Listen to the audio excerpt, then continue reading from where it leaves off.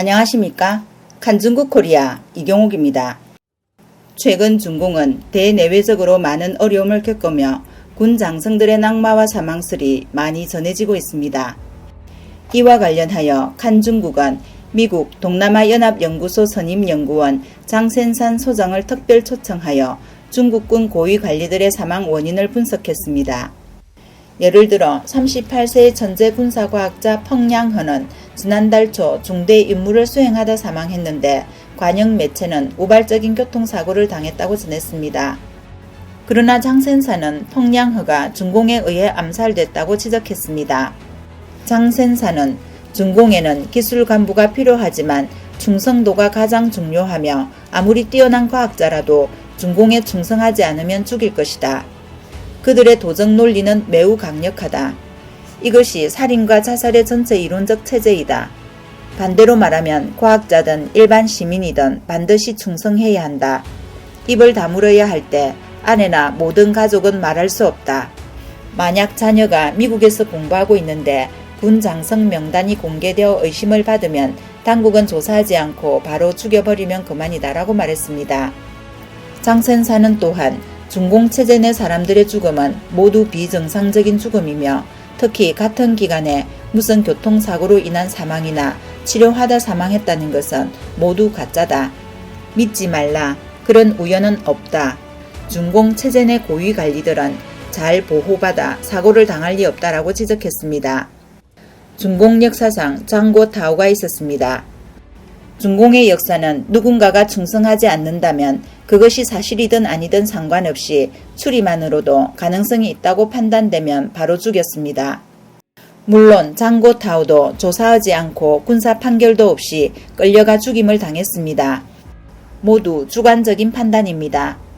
제국시대에도 군수 현관이 관청에 나가 사건을 판결하고 성당은 증거 수집 등을 해야 했는데 그들은 모든 절차 없이 바로 처형했습니다. 공산당은 국가와 당의 이름으로 사람들을 직접 죽입니다. 사실 도적들이 사사로운 황제놀이를 하는 것으로 얼마나 오래 지속될지는 인민의 안목과 각성, 속도에 달렸다. 사람들이 빨리 각성할수록 공산당은 더 이상 놀이를 하지 못할 것이다. 자살당한 사람들은 참담한 죽음을 맞이했고 주변 사람들이 깨어나고 영향력이 커지면 인민도 각성할 것이다. 한마디 거짓말을 덮느라 10번의 거짓말을 해야 한다는 것을 주위 사람들도 잘 알고 있지만 감히 말할 수 없다. 이런 상황을 언젠가 더는 할 수 없게 될 것이다. 장센사는 중국은 오직 민주주의의 길을 가야만 살 수 있다. 이 길이 아니면 무엇을 하든 막다른 길이 될 것이고 사람들도 따라가 죽게 될 것이다. 그들은 죄인, 역사의 죄인, 정말 민족의 폐류가 될 것이다. 국내 언론은 그들을 감히 폐류라고 부르지 못하지만 그들은 정말 폐류다. 요즘 언론은 추론과 지식 등의 베일로 가리지만 한마디로 말하면 폐류이며 중공은 마땅히 죽어야 하고 내려가야 한다라고 지적했습니다. 장센사는 자유민주주의 제도, 선거 등이 실현될 수 없다면 인민은 무기를 들고 중공의 독재를 폭력적으로 전복해야 한다. 이것이 옳은 길이다. 중국의 역사를 포함하여 전 세계의 역사에서 폭력은 여론이 실패할 때 최후의 수단이다. 모든 정권의 원초적인 권한은 폭력이다라고 말했습니다. 그는 다시 말하자면 폭력에서 비롯된 정권의 정당성 또는 불법성은 정권을 획득한 후 인민, 인류 사회에 유익하고 긍정적이며 건설적인지 아닌지에 달렸다.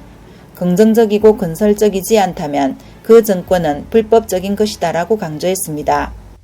장센사는 예를 들어 집 문을 닫고 아이들을 때리고 아이들을 죽이는데도 이웃이 관여하면 집안일이라며 간섭하지 말라고 한다.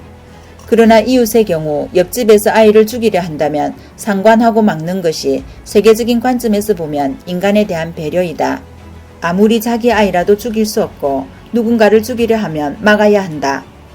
신장인, 티베트인, 중국 인권운동가, 파룬궁 수련인 등등을 탄압하는 것은 중공이 자신의 자녀를 죽이는 것과 같기 때문에 반드시 국제사회가 나서서 막아야 한다. 그렇지 않다면 직무유기이다라며 국제사회에 호소했습니다. 이번 영상은 여기까지입니다. 구독과 좋아요는 격려입니다. 시청해주셔서 감사합니다.